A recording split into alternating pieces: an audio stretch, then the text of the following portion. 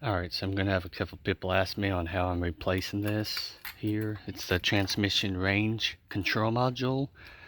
This is what shifts it out of park into neutral, drive, and reverse, sports mode, and whatnot on it. So what I did here, I took off the wheel, I took off the little fender liner. On the fender liner, you'll have some clips along here. You'll have a couple 10 millimeter screws. Little plastic, I guess you'd say they are. Just a couple along here, alright, where the washer tank's at. I just pulled that all out. And transmission range control module is going to be located right there.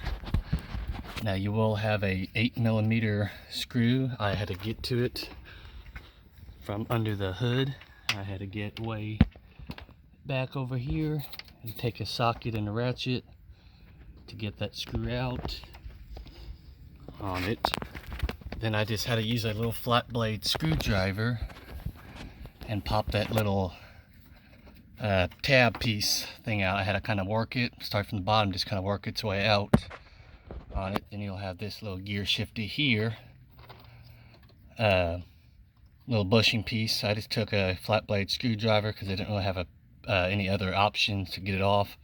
And I just kind of gently pry it outwards. Then you'll have three 10 millimeter screws that you want to remove. Then you'll have a connector back there that you want to pull that little red tab back and push it in and unplug. Alright, now I've got the new one put on. I got this in, started those 3 screws in. I went on, pushed this in place. Make sure that your plastic piece here slides into that bracket. Make sure that your hole is aligned up with that.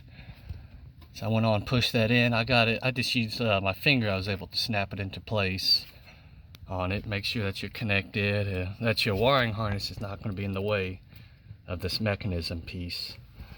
So now after that, all I just need to do is put that, I believe it's an 8 or 7 millimeter screw back into that little hole down there, and then put the wheel well back on the tire and give it a test. Alright, so I got that bolt in, made sure everything else is tight down here. Those 3 bolts there, the bushings in place, the bracket pieces in place. I went on, turned the car to accessory mode and shifted gears to make sure that's working, and everything works fine now. So when you replace this, you don't need to program it. All you need to do is just take your old one off, put in the new one, and you're good to go. So hopefully this video helps you out. Thanks for watching.